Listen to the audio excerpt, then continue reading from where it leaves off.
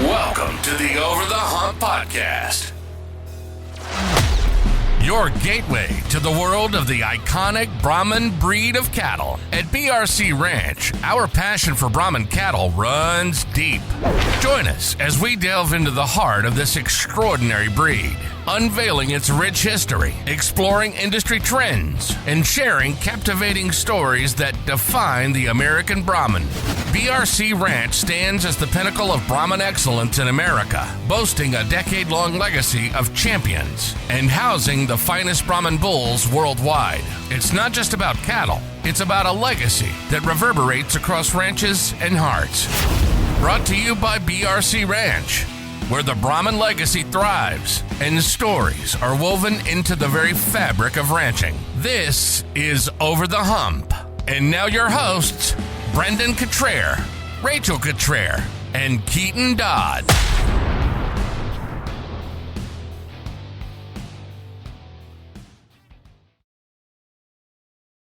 Welcome, Brahman fans. It's time for another episode of Over the Hump. I'm your host for today, Rachel Cottrell, and joining us, you'll hear from Dr. Richard Forgason of J.D. Hudgins Incorporated of Hungerford, Texas, who's also my great uncle.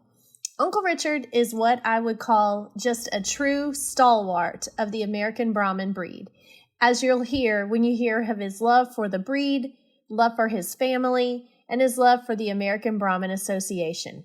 In this episode, you'll get a detailed family tree of the Forgason family. You'll hear about Uncle Richard's term as ABBA president from 1977 to 1979, which was just when he was in his 30s. And here's a fun fact. Did you know that at one time, ABBA had a registration committee who would fly all over the world and either approve cattle for registry or not approve cattle that were being upgraded to the American Brahman? Uncle Richard was one of those people who went all over the world qualifying what makes a Brahman animal. And his passion for the Brahman breed is just as strong today as it was back then. So sit back and enjoy. This episode runs just over 90 minutes, and it's full of outstanding Brahman history, along with Uncle Richard's strong vision for the future. Welcome to Over the Hump.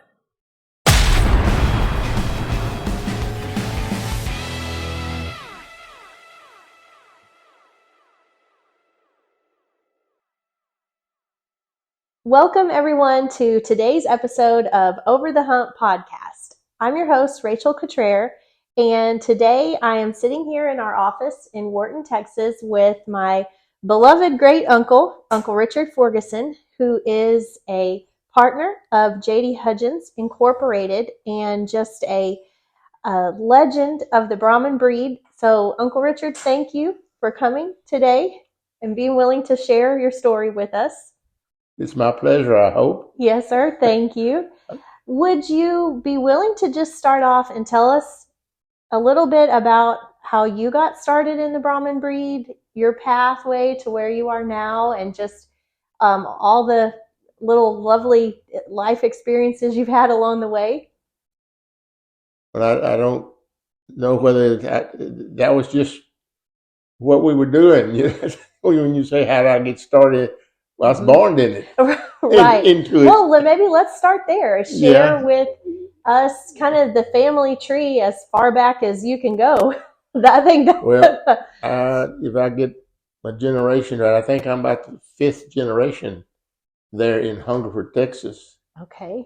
And it goes way back to.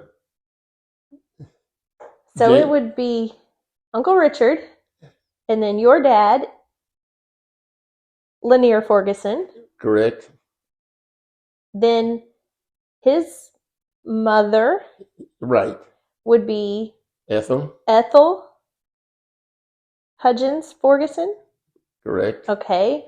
Then who was Ethel's mom and dad? Jim. Oh, okay.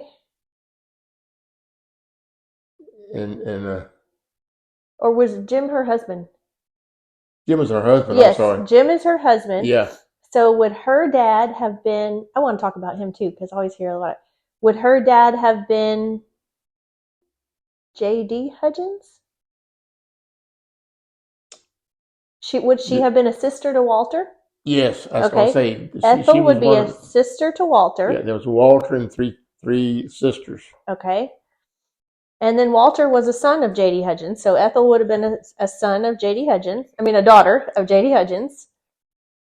And J.D. Hudgins was son of Rachel Northington and Mr. Hudgins, who came here to USA, right?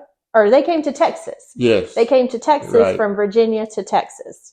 Yes. By way of several stops. Yes. So, yes, that would be fifth generation of living and loving Brahman cattle, right? I don't know any different. That's right. But no, if I look back on it, Rachel, and I'm older enough now that I can look at way back, and I wouldn't give anything for it. Yeah. Oh, I know. Well, tell us what are some of your. So you grew up on the J.D. Hudgins Ranch when it was in its infancy. I would say, sort of. I mean, what year were you born? What year were you born? 1940. Okay, so 1940. So it had been around a little while, but tell us, what do you remember just growing up on the J.D. Hudgins Ranch? It was just one big family, and my dad was, I guess, pretty much the patriarch. That's the story of its own there. Of course, he grew up here also. He and Edgar Hudgins and I guess they were the two main ones, because the rest of them were daughters, I think. Mm-hmm. And he had gone to a little school in Abilene for 1 year, and then he went to A&M. I think he was in the class in 1933. Okay. Or 32. And he came home Christmas, and his mama got to looking around and said, "Well, son, what you doing here? Trunk." In those days, they all traveled with big trunks, because most times it was on a train. Yeah. To get back and forth, because College Station was nothing but a little depot up there at the time. I think everybody came in by train, and so she said, I didn't know what I might need during the holidays here, and said, I just threw everything in the trunk and came on. Well, he never went back. He never went back to college? No. Oh, so did he not graduate? Nope. Really? Was he on the judging team at A&M? Do you remember that? I think his picture is on the wall. I do think he might have been. We need to go there and look in Clayburgh. Okay. Maybe if he... I've never heard. I need to look at that. So he didn't graduate college, and he came back to work on the ranch? Correct. Yeah. And that would have been Lanier Forgason. And he would have been in the same contemporary group as Edgar Hudgins. Yes. Right? Yeah. Uh-huh. And I guess Eleanor Locke and Aunt Martha. Aunt Martha would have been Miss Janie Mangum. Right. They would have all been in the same peer group, right, so to speak, right? Yep. Yeah. So what did Papa Lanier do on J.D. Hudgins Ranch? What was his job? He worked with the cattle. We've got some old pictures when I showed him with the cattle and et cetera. But I guess when Edgar graduated, then he came back with his dad, Uncle Walter. I say Uncle Walter, this is my great uncle. But he was very mechanical oriented. I mean, I told him, I said, "Daddy, you should have got some patents on a bunch of the stuff you made." Yeah, all the ranch tools and things. Yeah, he could make anything he could get his hands on. See, he kind of fell heir to a lot of the equipment. They had a maintenance shop and everything. And when Edgar got back, well, he was working with his daddy on the cattle. My dad had all of the physical plant, more or less. And like I say, it was a big family. It was those two, and then some of the girls that had married, and Templeton's married my aunt, yes, and then Janie Mangum married Ted Mangum, and so that they all kind of. Eleanor was the baby, I believe, and she married me out of Locke. He moved there he came there with the church, and I don't know all their history as far as when, but that's where the 5 members of J.D. Hudgins originated, and all that took place. J.D. Hudgins started in 1908. Okay. That's when he got together with his children and made J.D. Hudgins. There's other Hudgins families in this area because J.D. Hudgins had three brothers. There's descendants of those here in the Wharton area. So going one level back from Lanier Forgason would have been Ethel Hudgins Forgason and her husband Jim Forgason. Correct. And we know a lot of people recognize Jim Forgason because of the picture. You know that old picture where he's standing with that imported bull? It's like a big tall frame bull, and then he's standing beside it. He was very short, yeah. He appeared to be a smaller framed man. He is. And so if I understand right, it was Ethel who was more of the cattle woman in that marriage, right? James Forgason wasn't necessarily a rancher or a cattleman. No, he was. I think he was with the railroad, or okay, I forget it. But a lot of those, when the railroad went through, it had all these little stock. I think Mr. Hungford was a railroad man. Okay. And his daughters were Grenada and Edna. Oh, okay. So right that's down how the they got line, the names. Yeah. Yeah. That's where they get all the names there. So the ranch was a big family commune, or whatever you want to call it there. And my grandmother, when I was old enough to pay attention and remember, she was in charge of, they had a dairy to provide milk for the family, for all of the family members. And I don't know what it numbered at that time. I know at one time my daughter was making some pedigrees, I guess you'd call it, of each of those families. And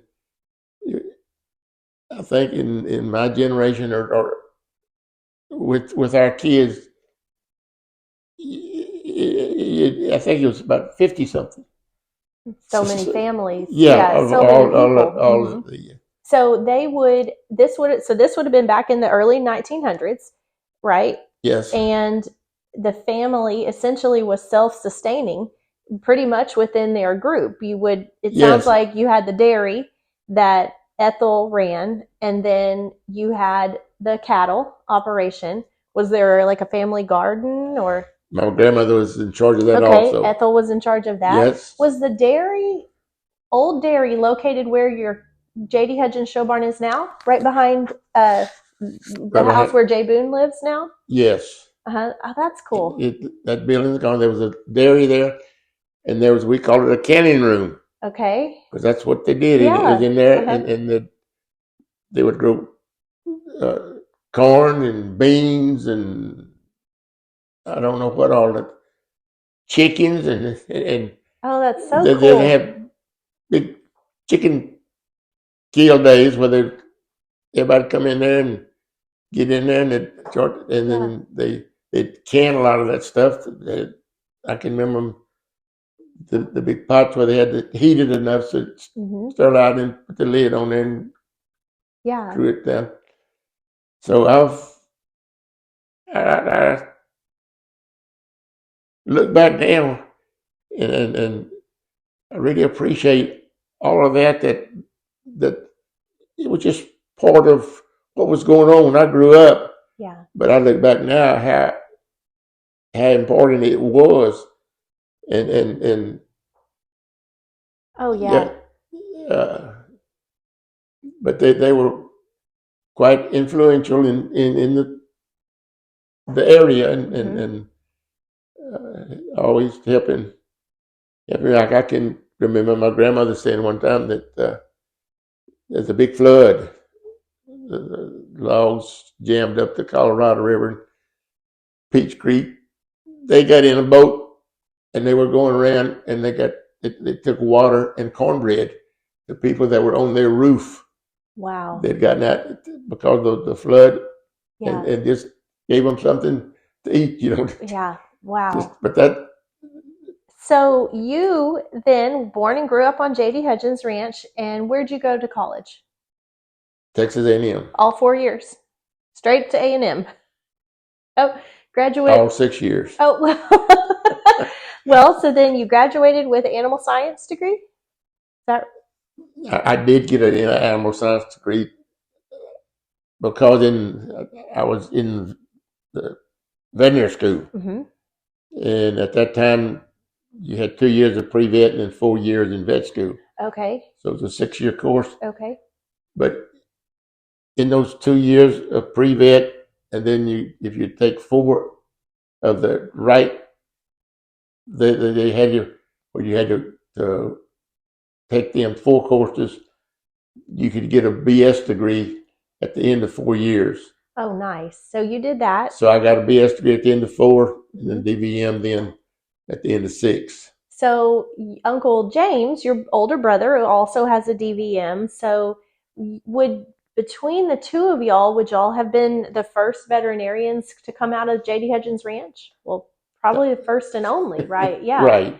But that's so cool because you could then come back to the ranch and do so much with your own herd health and herd management.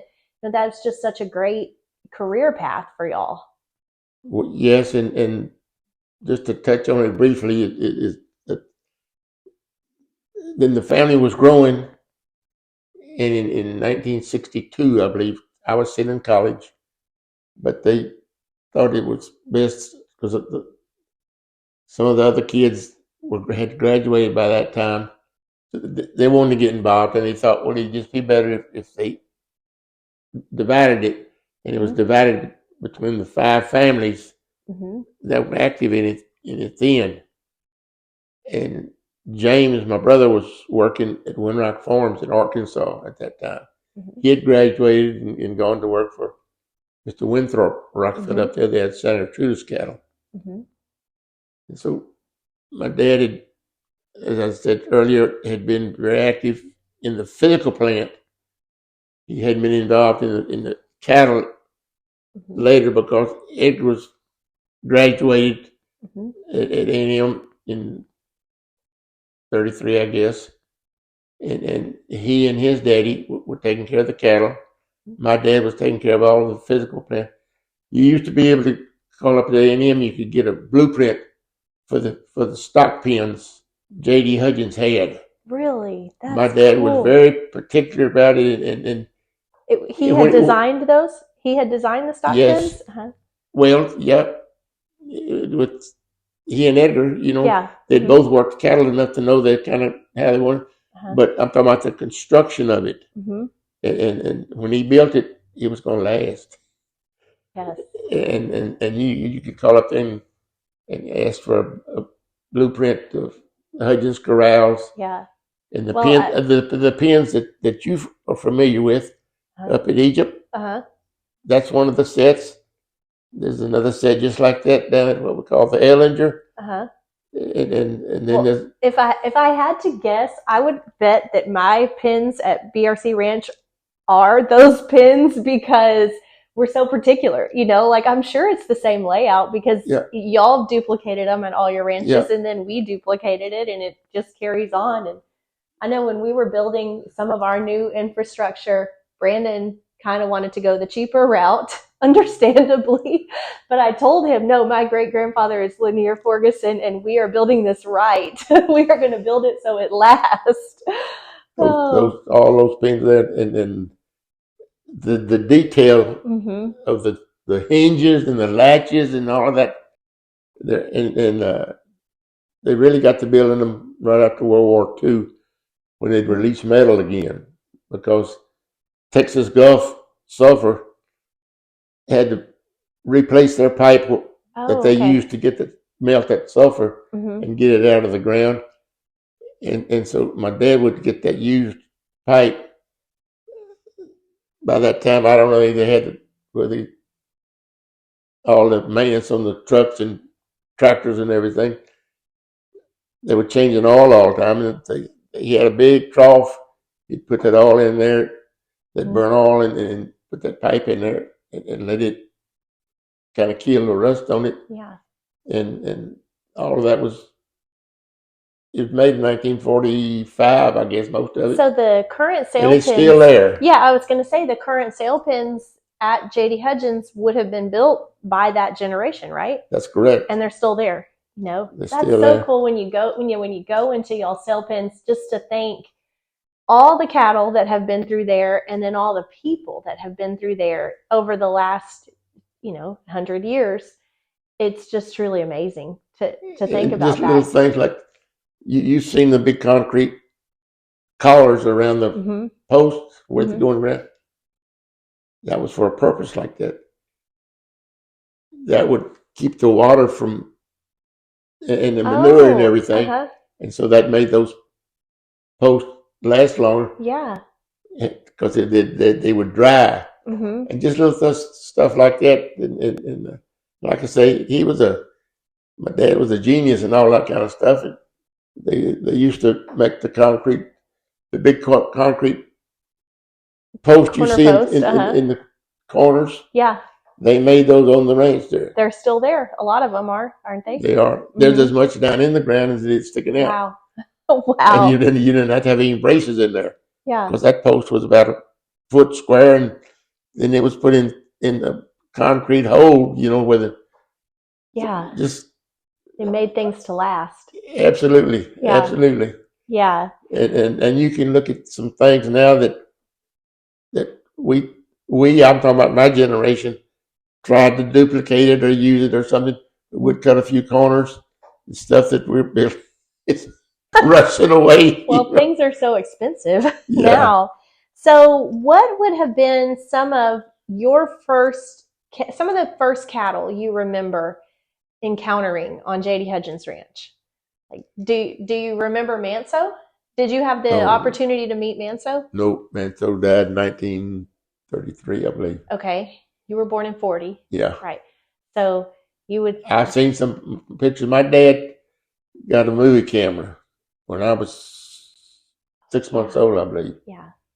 And we had family pictures, and he was wonderful about taking pictures of everything. And like I say, he was kind of the patriarch as far as getting family things together, but my mother, as you remember, she had Alzheimer's. Yes. And she had a deal about trash, and she found the film, and she as far as we know, to put them in the trash. Yeah, she discarded some of those old memories. Yeah. Yeah, and it had we had some fantastic history pictures of the ranch and the people and everything there. So there's the famous photo that we're going to put in the show notes where people can see it, but the photo of all the young children lined up on the back of a Brahman bull, and you're one of those.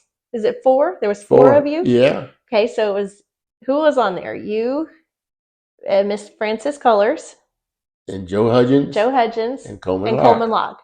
How old would y'all have been about in that photo? We're not real big. I don't know. I don't know. I just remember that was the bull. You went over to the show barn and looked. be laying there and you could crawl all over him however you wanted to. Yeah.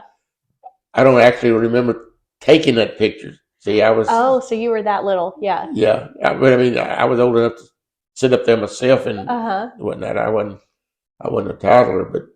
So, like on a normal day as a child, would all of y'all kids just be around at the ranch, like with your parents, before y'all got to school age? But was there a lot of little kids running around? Yeah, we'd all got the gentle calves. Yeah, I forgot about that. Yeah, yeah. Did you get paid to gentle calves? Yeah, I got 3 meals a day. Right, that's right. So you never saw? No, I mean that's what it was. It was just a big family organization, and yeah, we used to love the last mule team I can remember. On a Saturday, we loved to hit that one and we'd get with the old man that used to put out the hay around there. Yeah, we'd help him get the bales of hay out of the loft of the barn, and we thought we were ranching. So then, do you remember Manso? That's the bull that we all sat on. That's the bull that you were on. Yeah. You see the pictures of him, and he was just absolutely amazing. I think he would still be so impressive today. Just a beautiful, and when you think of like beef type Brahmins from J.D. Hudgins, that's one of those just iconic pictures that you think of, know. I think he had horns. I think he had horns. Yeah. Well, I guess did all of your bulls had horns? Absolutely. Up until y'all stopped, you started dehorning. Yep. Maybe when would that have been? Early 2000s? You had a bull, Capano, that won that had horns. I think Madison had horns. Kind of just thinking. I don't remember exactly when we started. But there was a lot of pros and cons of whether we wanted to. And a lot of the buyers would prefer we would dehorn them. Of course, it was a lot harder to dehorn a 2-year-old bull than it would be a calf. And were you doing the dehorning? I mean, you were the vet. James or I won. Yeah. But that's kind of a pretty good operation where you start taking out a horn on. Yes, that's a big undertaking. The major surgery. Yeah. Yeah. Anyway, we started dehorning the bulls too at branding time when they were when we ran them. Just to meet the needs of your buyers, basically. And some of them, particularly the foreign buyers, they would prefer the horn stay on there. Oh yeah, that's they gotten used to it, and as you know, the pole gene now. We never saw a polled animal naturally. The whole time. Really? A polled animal never occurred. We don't know where That's really interesting. We don't know where the pole gene came from. So when I look back at a lot of old pedigrees, it seems to pop up a lot in the Sugarland genetics. Well, and I know they had some polled bulls in the 70s, maybe. Yep. But y'all really never crossed with that bloodline too much. No. So. No. Yeah, that's really interesting. Yeah. That is really, really interesting. So did you ever get to see Rex A. Manso? I know he's one of our favorite old time No, but bulls. I can remember as a kid at the livestock shows, I could hear him say, Grand Champion Bull, J.D. Hudgins, Rex A. Manso.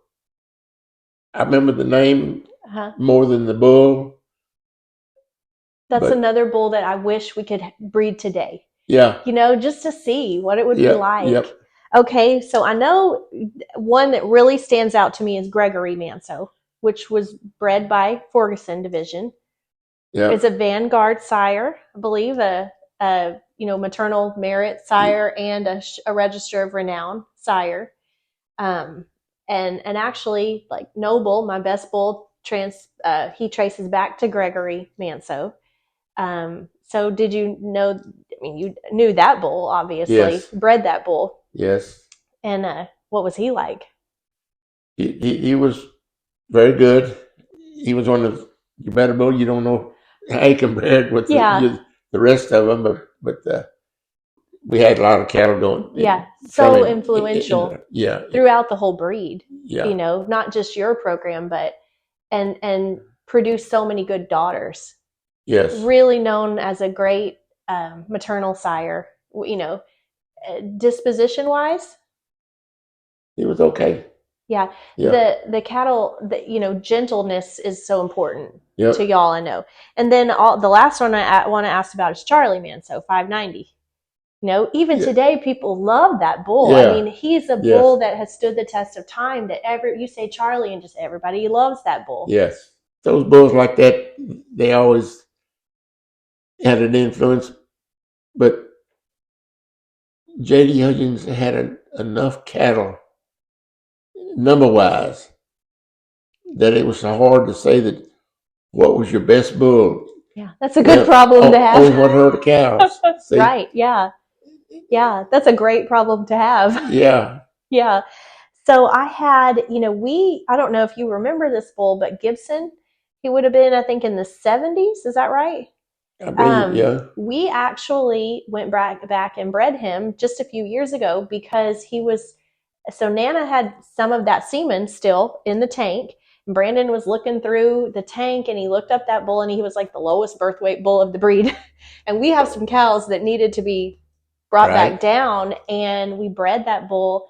And so the daughter we have, Eileen, she was very successful in showing, and now on the pasture, just a beautiful cow, beautiful udder. And those are genetics that are 40 years old, but they're still working today because they had the right foundation. Yes. The things that mattered, they had.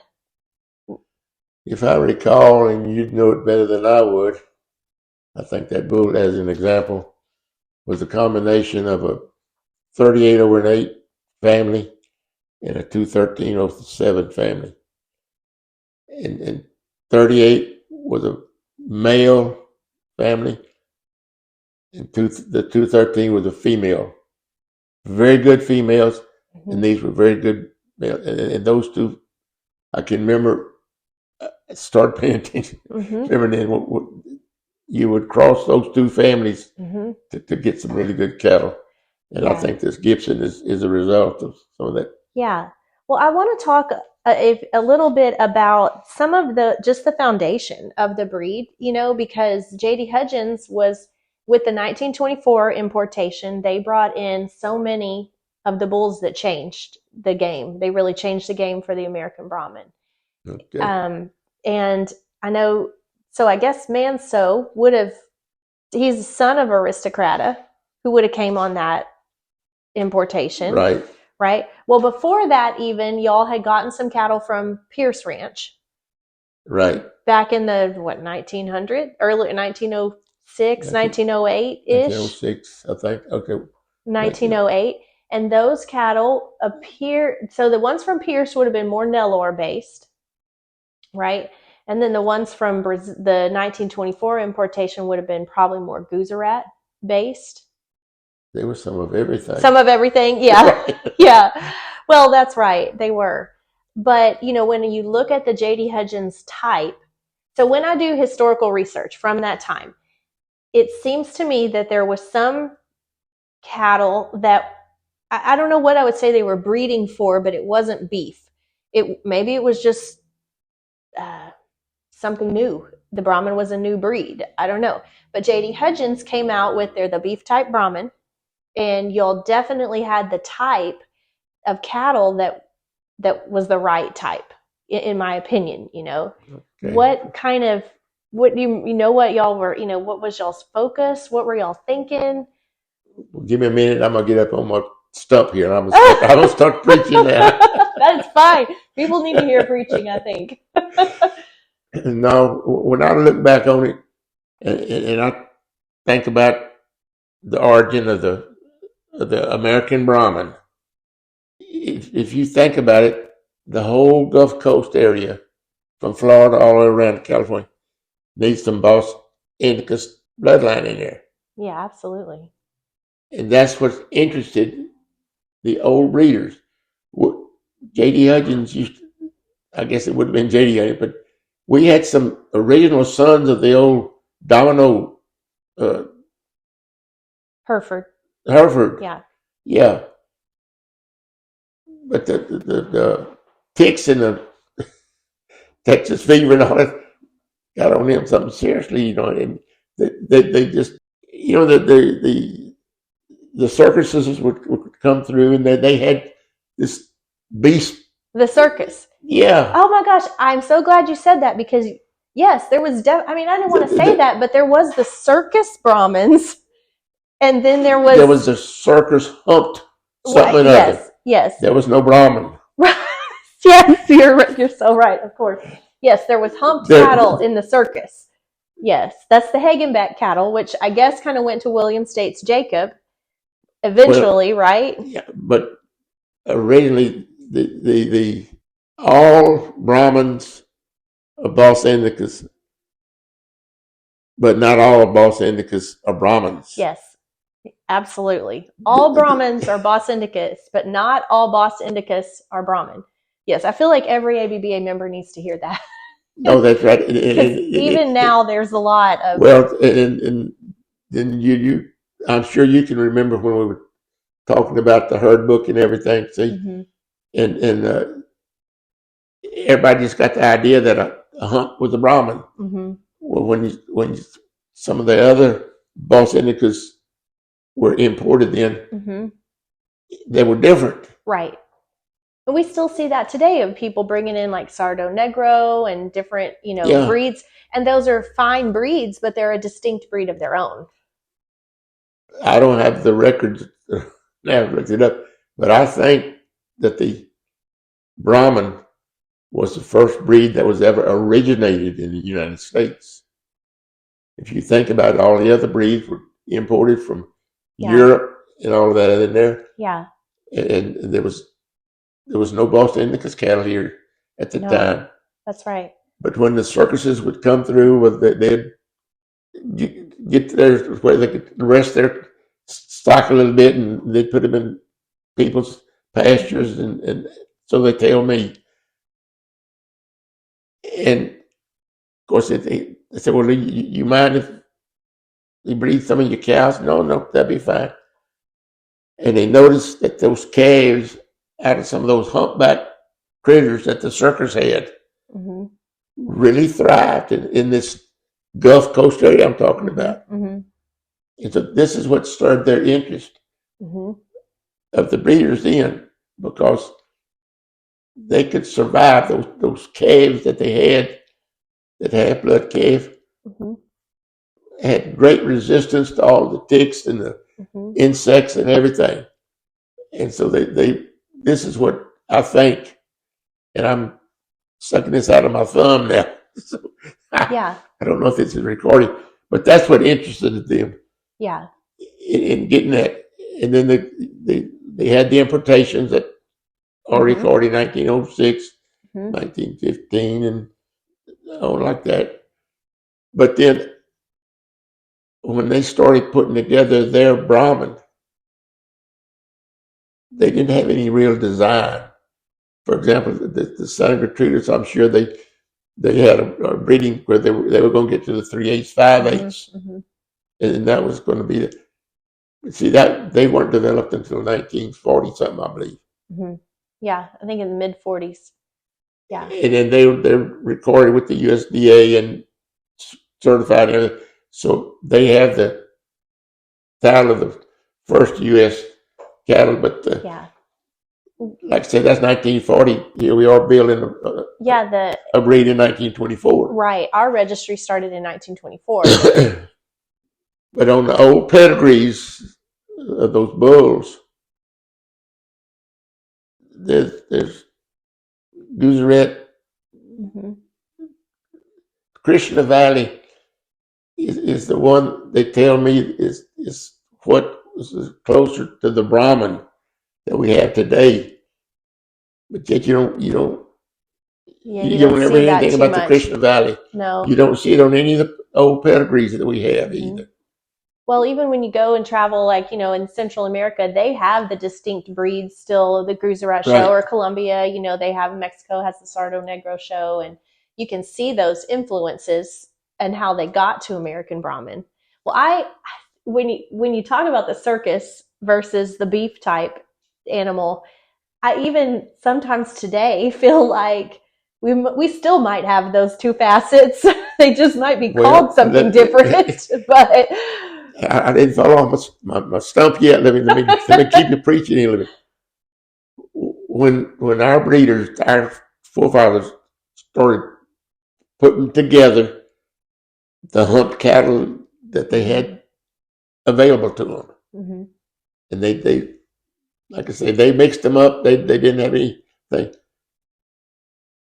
But in 1924, I believe, they wrote a standard of excellence. Yes. Mm-hmm. And they said, this is what we want our Brahmin to look like. Mm-hmm. And so they started developing and their Brahmin, but they had to compete with the Hereford and the Angus and the Shorthorn. Yeah. Because they were all beef animals at that time. Yeah, absolutely. The very little showing going on. I mean, I don't know when the livestock shows started. They started early with some of the other ones in Europe and whatnot.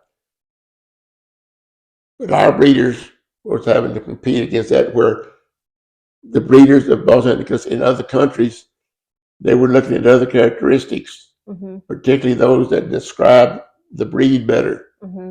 As you know as well as I do, the Nellar had the typical head and the udder and the smaller teeth and the gear, something else. They all had their characteristics, and so they were more interested in that. Whereas the breeders here, they needed something that would produce a calf that would compete with the breeds here in the other thing that had a big influence on it was the basic herd health of our industry. As you know, that a lot of those other countries have some diseases. And so as we developed the American Brahmin, they said, well, we got to get this thing known. And so J.D. Hudgins used to load up. I don't know if I recall, and I'd have to look it up. I should have before I got here today. I think they took some cattle to, I don't know whether it was Dallas or where. It wasn't a World's Fair, but it was some event, and had them up there just on exhibit.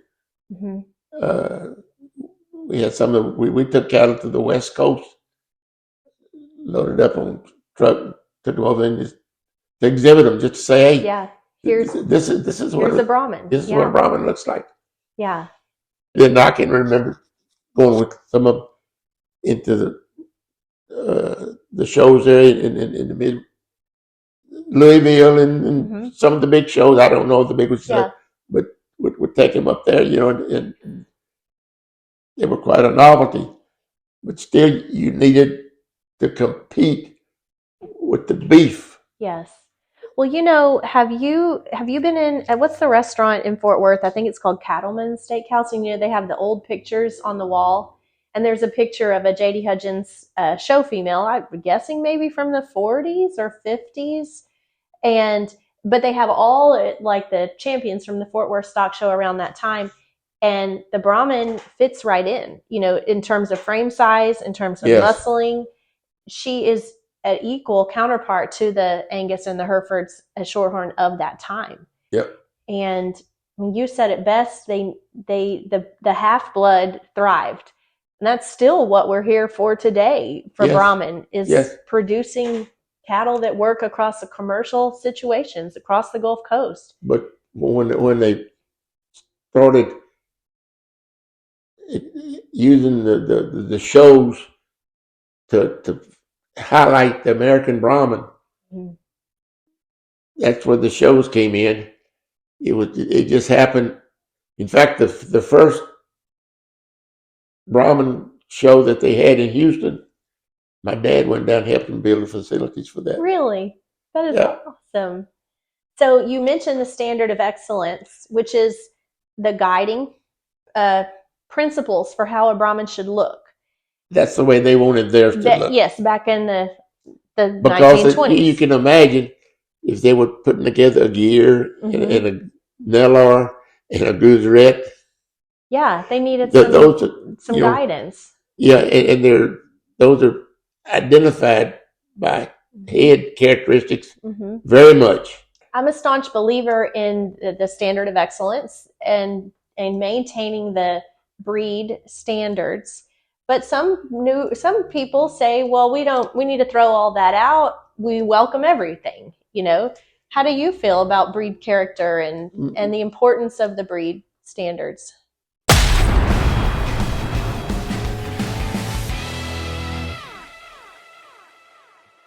If there's anyone who understands the need for branding, it's a cattle rancher. For 25 years, Ranch House Designs have been crafting custom logos for ranches just like yours around the country. And there's nothing more important than the right logo for building your brand.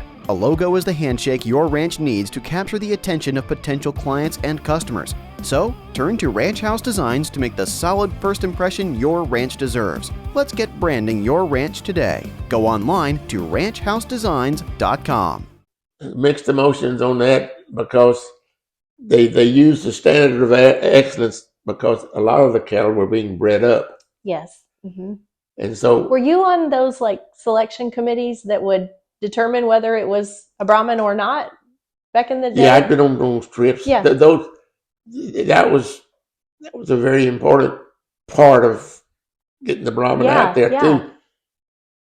But a lot of the foreign countries and the Latin American people would come to Houston because it got developed as a health resort. They'd come to have their look tested, etc. Come to the show. They started doing it where it would come along at the same time at the stock show, so they get their testing done. Is waiting for the test and go watch the show. and go shopping there. Yes, at the big shopping center. Yes, still a great trip today. Yeah, yeah.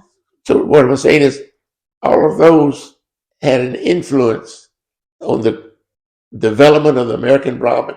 Mm-hmm. The influence of shows on a breed, because then that was the easy time for them to all come look at the cattle. Mm-hmm. And so that was your champion. That must be what you're looking for. And so that's why the show breed got so important. Yeah. And it played a big influence on the development of our international market. Yeah. I think that's changed a little bit, I would say, because now people make their own decision. I mean, they're still always, they want to know who the champion was, but people aren't breeding animals solely because they are the champion. There may be a bull that stands third in class that an international breeder sees and knows that he can use, and he likes that bull just as much as the champion.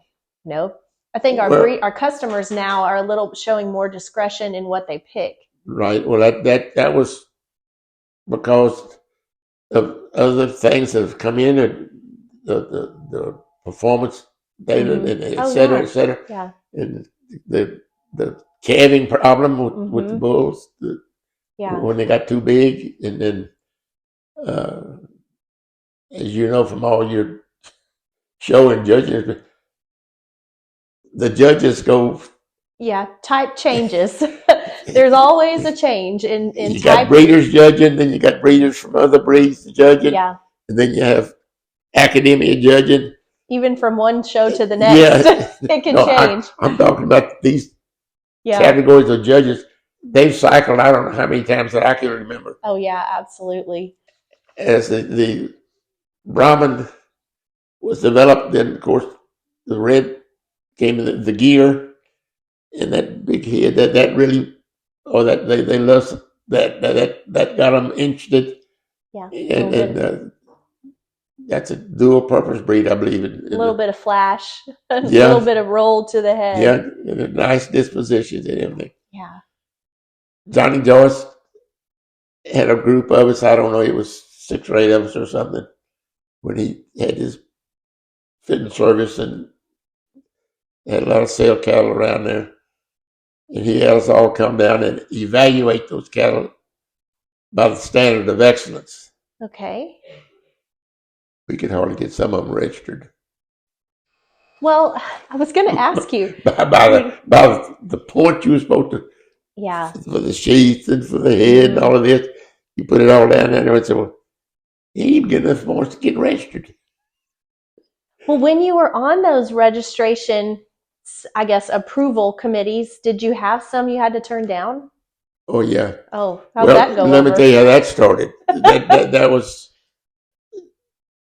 they started a upgrading program for the foreigners. You could put 5 generations of Brahma bulls on there, get up to 31 30 seconds. seconds. Yeah. And the next one would be a Brahmin. Okay. And then let me just throw in while we're passing it. Have you ever thought about when does a breed become a breed? Well, no, because there are some breeds right now that I don't even know what they are. I mean, not to pick on anything, but like Key Angus, Nina, Key Maine. I mean, what are those? I think they could be registered in 4 different associations right now. Yeah. No judgment. I'm not, but yeah. But no, what I'm saying is that they had that standard of excellence, and the upgrading program in Latin America, it really created a bull market down there. They were needing Brahma bulls. Oh yeah, that's great. And boy, you had really good. Yeah.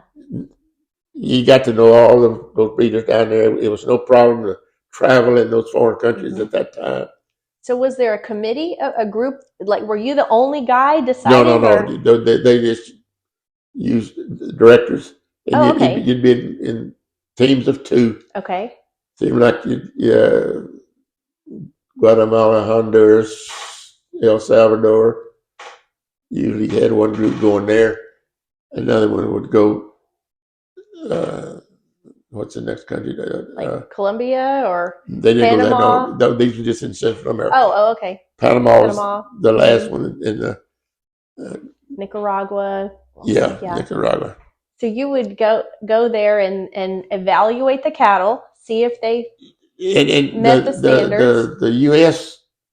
was much more involved in it. There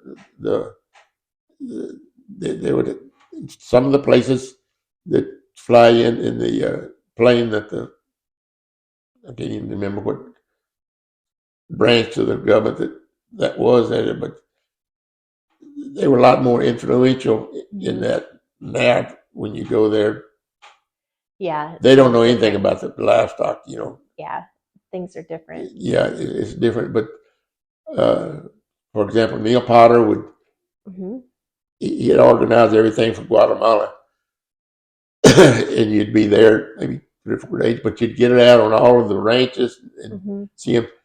But while you had to go down and look there, you were supposed to have the records to show that these were 5 generations. Well, they said, yeah, they were 5 here, Well, they weren't real good with their bookkeeping, just like a lot of people here aren't either. Yeah.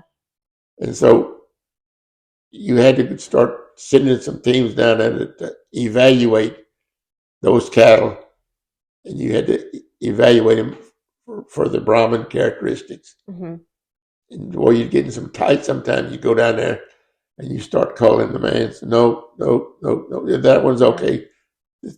No. He thought you were criticizing his cows. Right. And you have to say, no. They just don't show the characteristics of the American Brahmin like they need to. They were supposed to be. He bought them from a guy that said they were 15/16, but maybe they were just 7/8. That would be a hard position to be in, Yes. but necessary to Yes. maintain the purity and the standards of the breed. Yeah. Yeah. But we'd go there. They walked them through the chute one at a time, and you Wow. you cull them for them. But you had good times visiting all of those, and it was really enjoyable, and we had a good market there for the bulls. Yeah.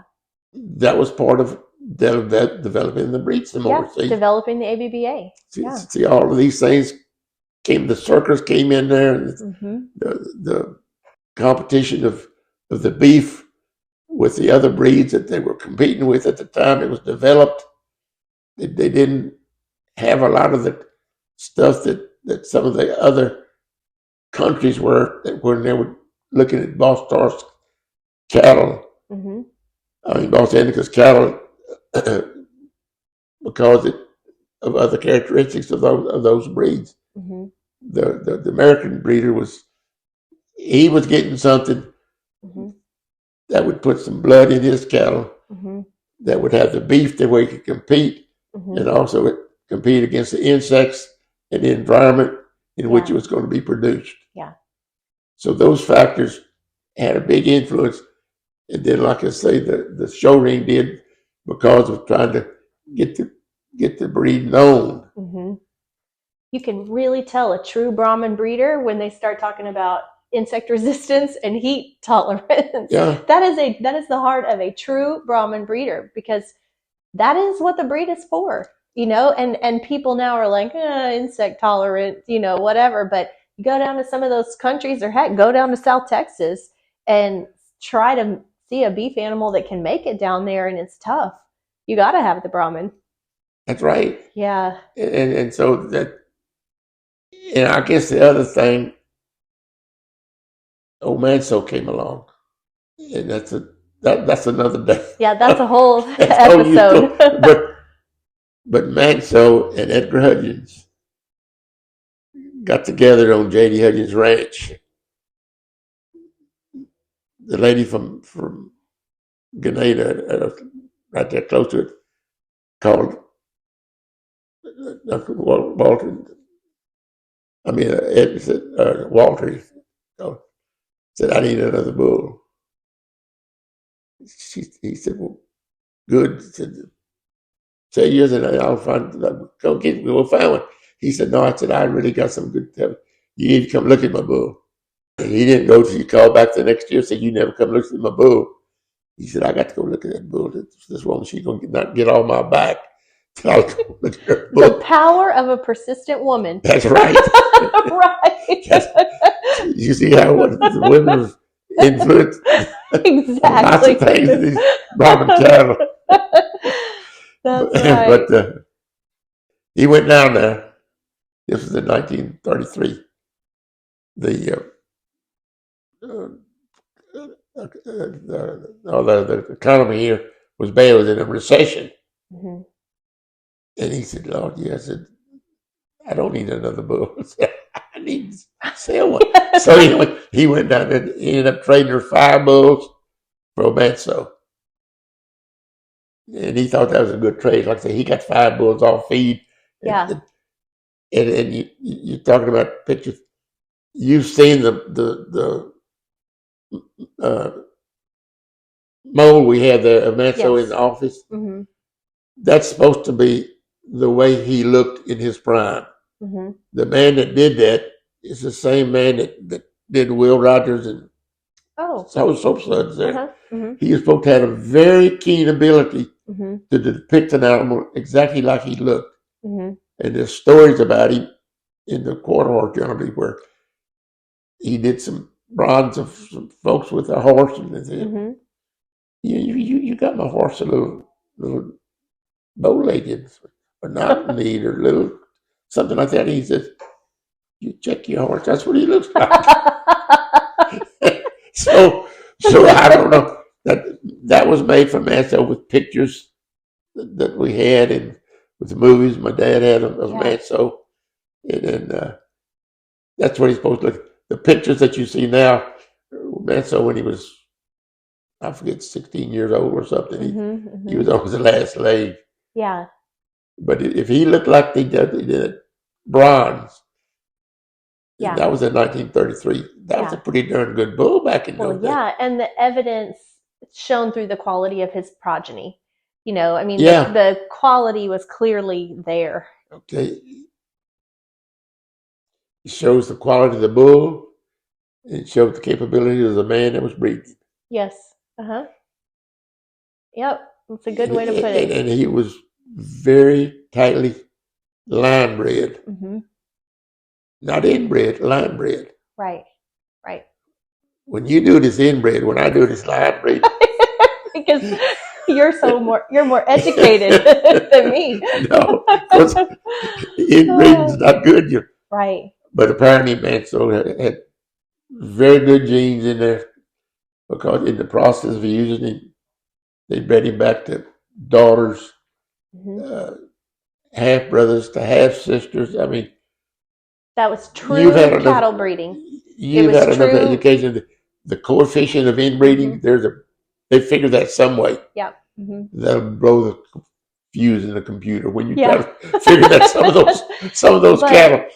It's just remarkable, and it just shows the fortitude of those breeders to do that breeding and breeding back to daughters and granddaughters, and they end up breeding to 40 of his daughters, and that's what the rule of thumb is. Yeah. You have to be sure you don't have any recessive genes in there.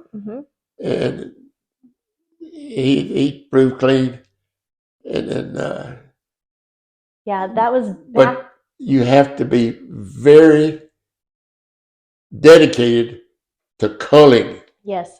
Oh, absolutely. Can we say that again? Preach it again. Particularly if you get into line breed. Yes. Yeah. And as close as they did on that. Yeah, you have to be dedicated to culling. You lose a little vigor in your calves and whatnot, but it's a trait. You're trying to lay in there more and more of those genes each generation. Yes. And so that what you see is what you're going to get. Yes. We should have a discussion just of line breeding in itself, because I think a lot of people use that term but maybe don't quite understand what it means. Yeah. The good and the bad that comes with it. I don't think Edgar Hudgins ever fell in love with me. I'm sure he did with Manso. Yeah. And then I think Rex was another bull that is buried somewhere there on the ranch. Yeah. Of course, Manso, I don't know. The head's on the wall, and I don't know where the hide is or anything. But these discussions have been so good, but let's move to the topic of your service in ABBA. If you would share with some of that, because you were ABBA president from 1977 to 79. You were how old? You remember how old you would have been then? 37. Okay, so I always heard you were the youngest ABBA president at that time, and you definitely would still be today. That's a lot for a 37-year-old to do. And just what I had heard is you were so young, so bright, a leader for the breed, and the older breeders saw that and wanted to put you in the leadership path, and that's amazing. Right before you was John Reynolds. The president right after you was Lee Berwick, who would have been older gentleman at that time. But tell us, were you scared to be ABBA president at 37? Not really. You were also ABBA president before Facebook, before email. So. Well, the way I got to be, that was the only office I ever held in ABBA. I did know that. So they just put you straight to the top, right? You were the man for the job. Well, Bob Massey was my campaign manager, I guess. Okay. I don't know. Okay. I think there was a little coup that went on at that time. I wasn't even involved enough to know. Anyway, Bob Massey said, "Hey, Richard, we want you to run for president." I said, "What?" So you want you to run for it? So were you a director? I was the director. Okay, you were. Was it the same kind of setup now as like they had area directors, and do they have that many? Still a large number of directors. Yes. Mm-hmm.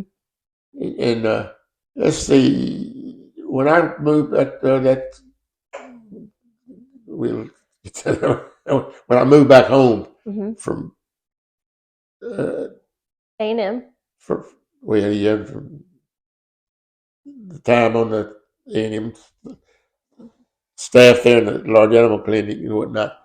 Anyway, Leon put me on Leon Locke was the president then, and I asked him if I could get on the committee. He said, "Yeah, which one would you like to be on?" And I said, "Well, I guess the research and breed improvement." I don't know about all these other ones. Yeah. So I'd been on it. I don't know exactly when that had to be in 1966, probably. Okay. And I think that's when I moved back home. So 66 to 77, but I was too young. I never did run for an office and how Bob Massey picked me, I have no idea. But because, like I say, there was a coup and really a nice guy from Florida. He managed Mr. Johnson.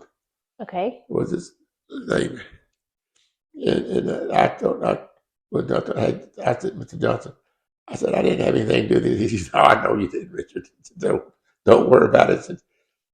I said, "They're going to run somebody after you." Mm-hmm. And I don't. Seems like that. It's going to be somebody. That happens quite frequently. Yes. It's nothing new. But. So I guess old Massey had all his votes lined up for me. But I was elected president. But before that, Wendell Shrunk was the executive VP. Okay. And I went to him and I said, "Wendell," I said, "can we do this?" I said, can you run the association?" He said, "Yeah." I said, "Okay." I said, "I feel comfortable running the meetings." I said, "I had enough FFA training and I can get a book. I can read about procedures, and said, I can talk to cattle if you can run it." We had a fantastic, I don't know what you call it. Anyway, it was Shrunk and Dinah. Dinah had her wonderful stable of ladies that they could get registrations out in 3 days. Well, all by hand. When you look back, like at the Brahman journals during that time period, I mean, that was like the heyday of ABBA and Brahman. And, you would see the Brahman journals, maybe like 300 pages thick because there were so many members and just so many people active in the breed. And that's got to be one of the apex in terms of registrations around that era. Yep. I think we registered about 30,000. Yeah, now what's it about? 10? 12 10 or maybe? 12, yeah. 10 to 12? Yeah. It had gone down to 10, yeah. Yeah. But, Shrunk and I think, got the reputation we was the most traveled group that was ever, which is right. But there was, a lot of the areas had a very active association in that. And I think we went to about 9 Christmas parties, for example. They wanted the executive people and the president. Y'all got to come to our Christmas party. Would y'all be driving or flying? Drove. You drove. We flew. Oh my gosh. Yeah, to Louisiana. We have quite some stories. Well, so I was looking up during the time you were president, y'all put on the national show in Houston and in Tampa, Florida. But this was Houston at that time was not the Houston, it was just any other show. And then it was in 82 that Houston was designated as the quote international show. What was y'all's thoughts on that?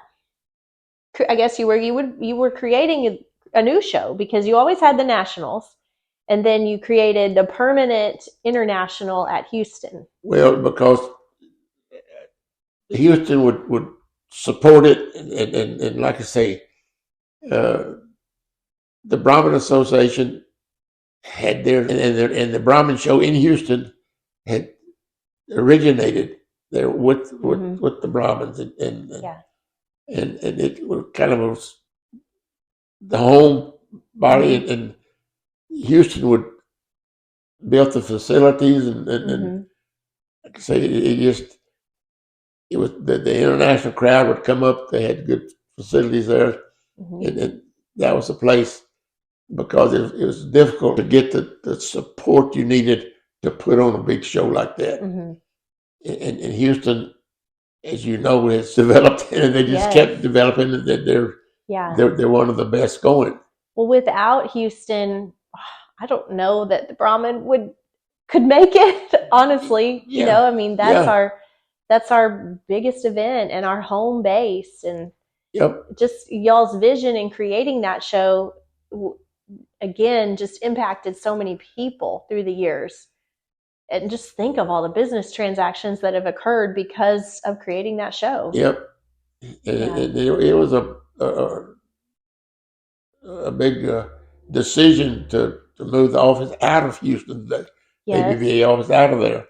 Yeah. It got expensive, and yeah, it would. Just too much, and I thought, well, and now that we're in Bryan, and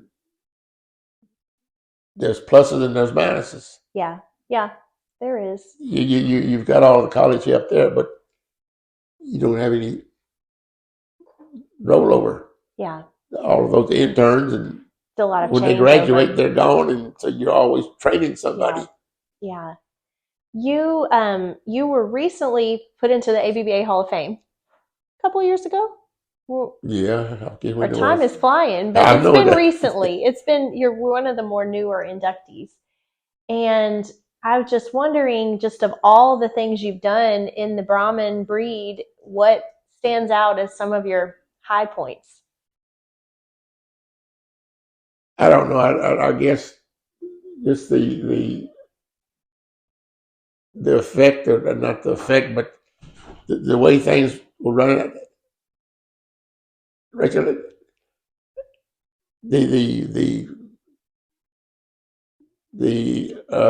the, what am I trying to say? About all of the association structure for the ABBA. The efficiency, organization of leadership. Efficiency. Yeah, and like I said, Dinah was super with that. Window was super with there. Yeah. Joe Brock was in there part of the time. Just a great team of people working excellent together. Team there, yeah. And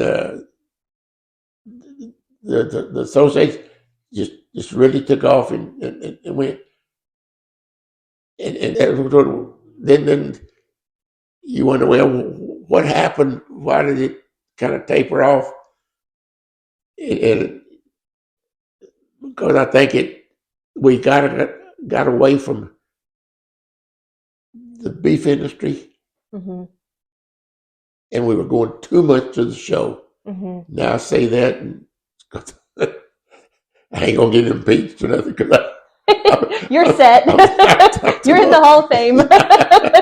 Yeah, but I think we the association lacks having the report with their membership and getting the information to them.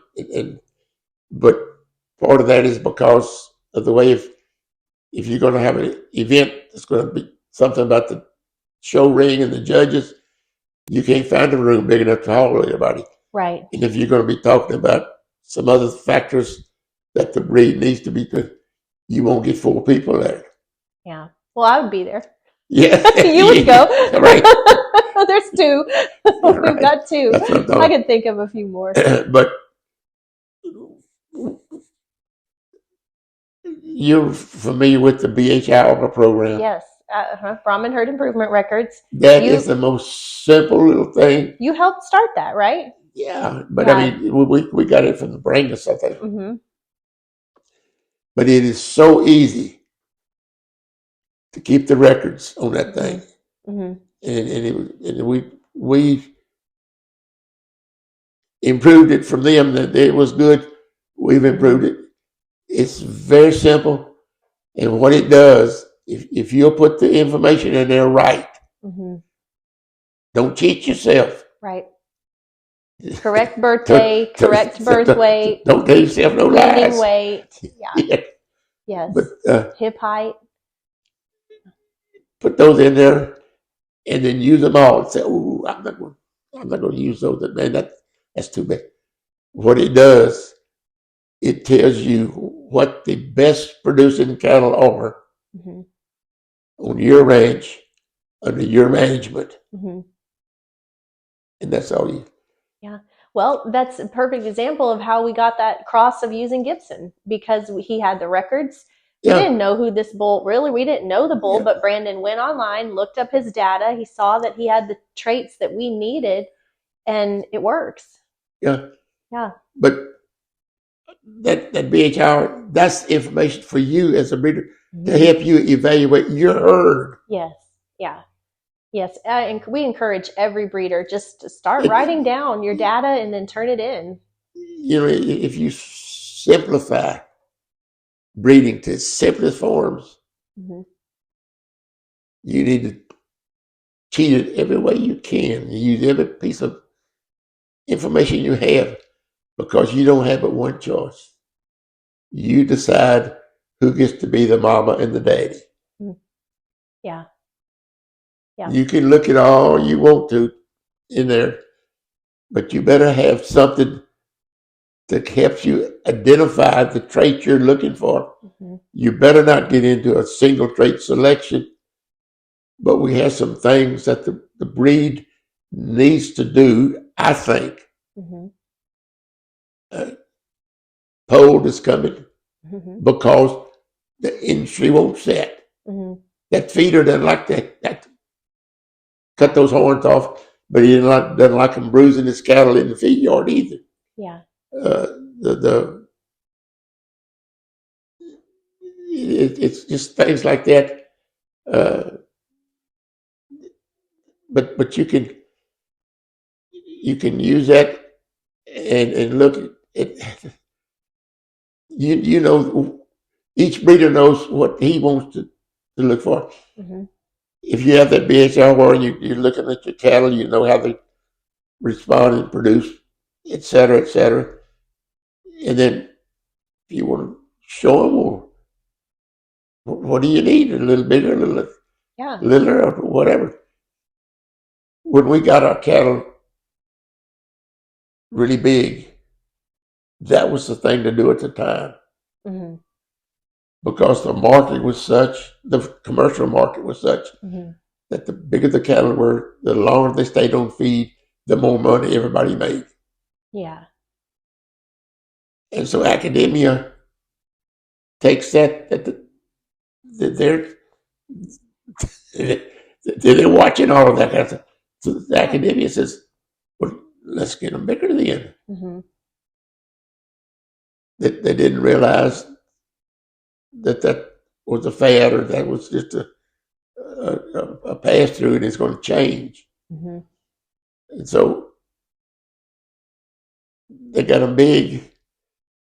All right, then the international market, grass fed. If they just leave them out there, the bigger they are, the more meat they can get on that frame. Yeah. And so there goes. So then the judge picks the biggest one in the show herd for the show herd, and we've had two little meetings after Houston. I don't know what years, And we've asked industry to come in there and say, Yeah, I've been to one of those. It's probably about 10 years ago or more. It might have been 15 years ago. It's been through them, yeah. Yeah. Tell us about our breed. What do you need to do? What does it look like we need to do, you as a consumer out there? Mm-hmm. He said, well, your cattle are getting too big. In the meantime, see, we said, well, don't worry about the frame score. The association quit recording the frame score. Well, see, I had always kind of heard the argument for frame size being, well, our international clients want a larger frame. But that's changed now. Yeah. Especially in South America, they want a moderate frame. Maybe Central America is a little bit bigger, but the trend is more efficient cattle. I don't know that it's so much frame, but it's efficient cattle. That the frame score 10 bull, he's done. There's no place really for a bull like that today. No. Because they're just not functionally efficient. Yeah. Yeah. A lot of. But see that we as breeders, we don't use a lot of the technology that's available. Mm-hmm.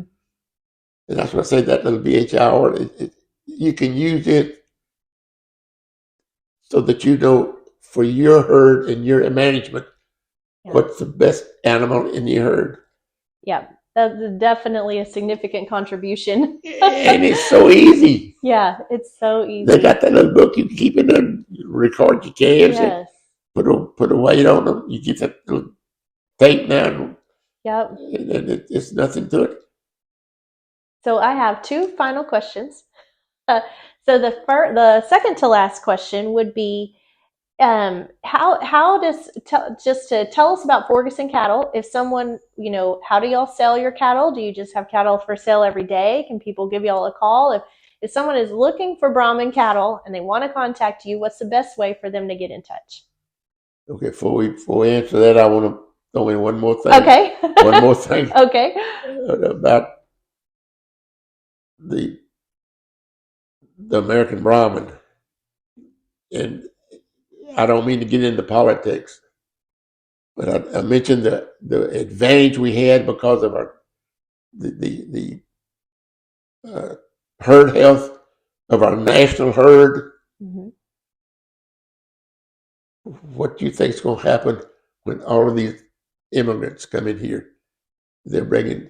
See, they don't think about that for livestock and agriculture. They worry about it a little bit the veterinarian for people coming out. they worry about it for people. Mm-hmm. They just flooding in here, just thousands of them. They're gonna bring diseases in here that we don't know about, and they're going. The U.S. has always eradicated, the tick fever and all of that. Mm-hmm. That's why we had the international market that we did. If we get some of those diseases in here, it's going to kill our international market. Mm-hmm. Because there's all of the other countries now, we've sold excellent cattle to all the other breeders. And there's some good breeders in those things. They've been to school. They know about these things we're talking about. They know about carcasses and all of that. And those are just our competitors. Yeah. But we do have advantage. But we just blew it if we get a bunch of diseases in here that we don't even know about. Yes, herd health. I mean, the health of your national beef herd is utmost priority. Yeah, but you don't even think about it, see. Yeah, you don't. Because it's always been that way. Well, do y'all have biosecurity on your ranch?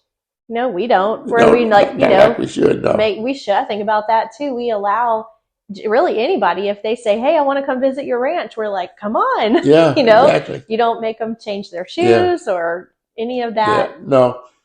And you really didn't have to have that. But we got a lot of stuff coming in now that we don't even know about it. And we don't know where they're going. Well, absolutely. Yeah. So how to get in touch with Forgason cattle. If somebody's looking for a good, solid Brahman bull, and they can find one at J.D. Hudgins. you can call the office there and make a date, or if you want to see something, or you have a see me or Lana Joe, my daughter. Just contact somebody, and somebody can always show you. It doesn't matter whether it's holiday or weekend or what.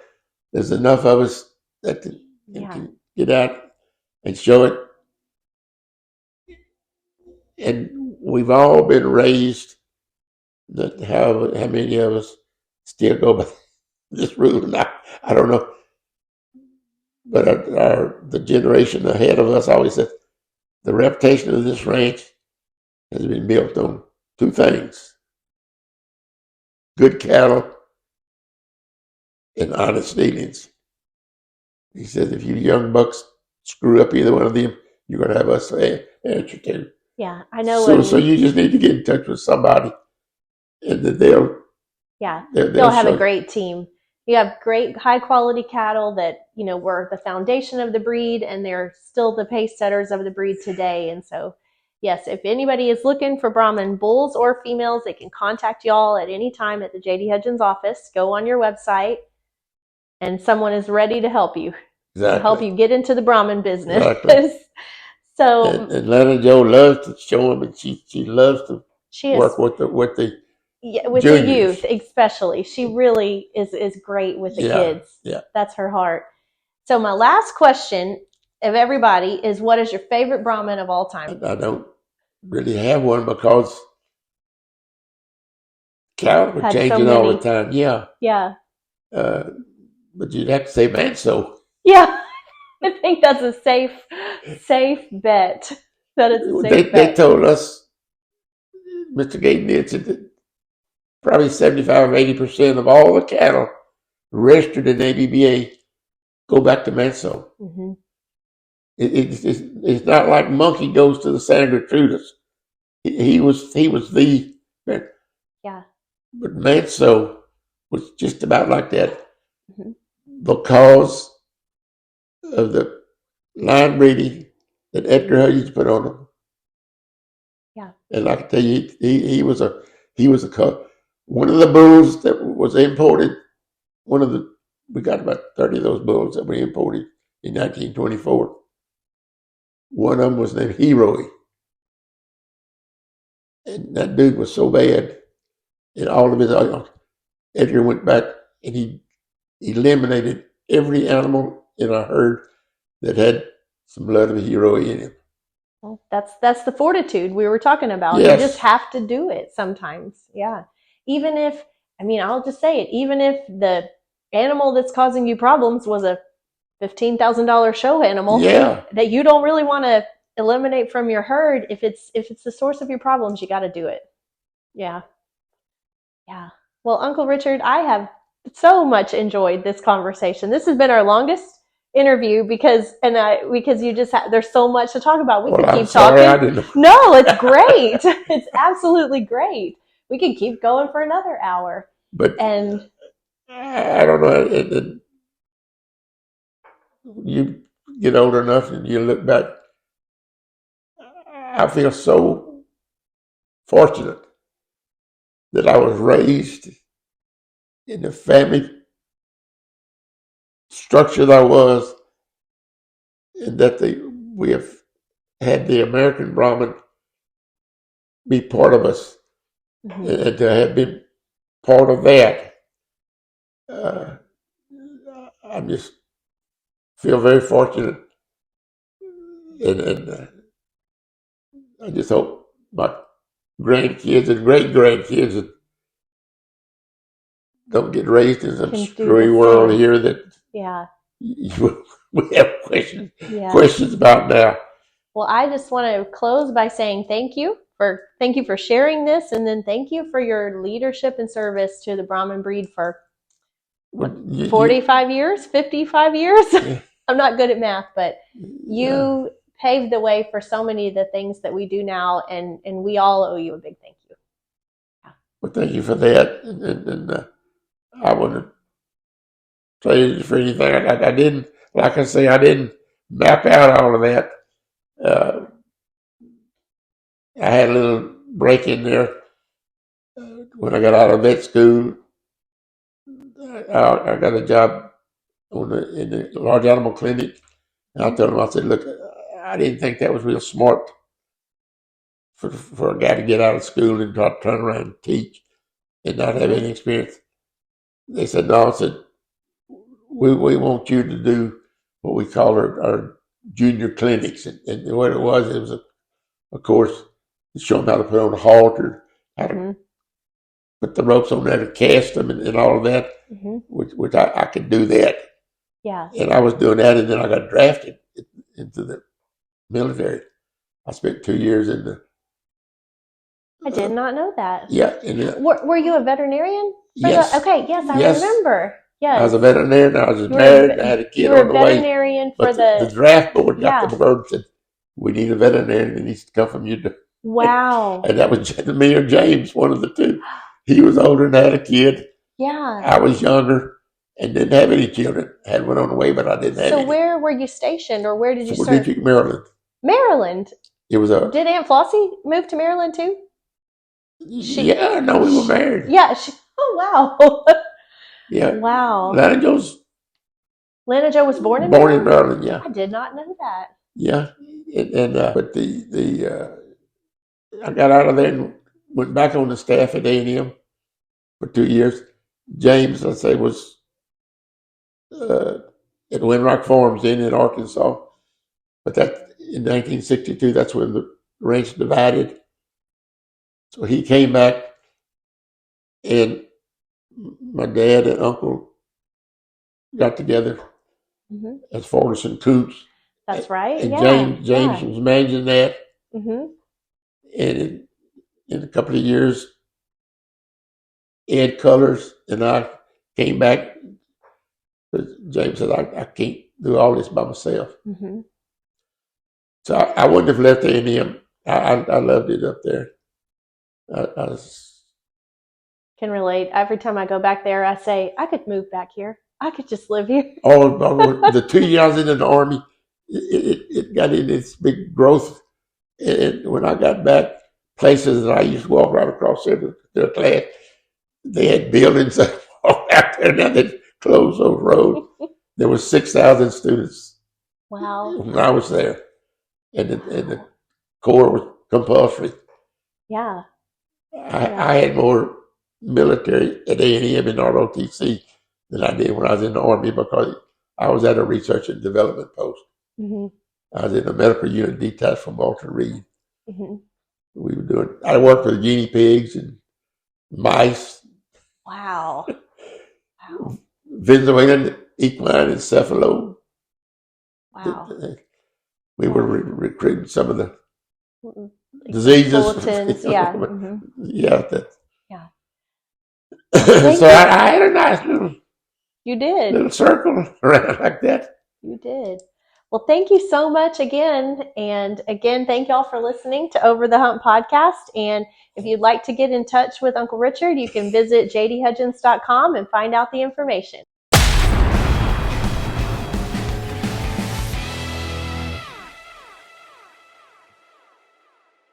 Hey guys, we hope that you're enjoying the Over the Hump podcast. We've had so many great reviews and great feedback from this podcast, and we've had several people asking how they can support it.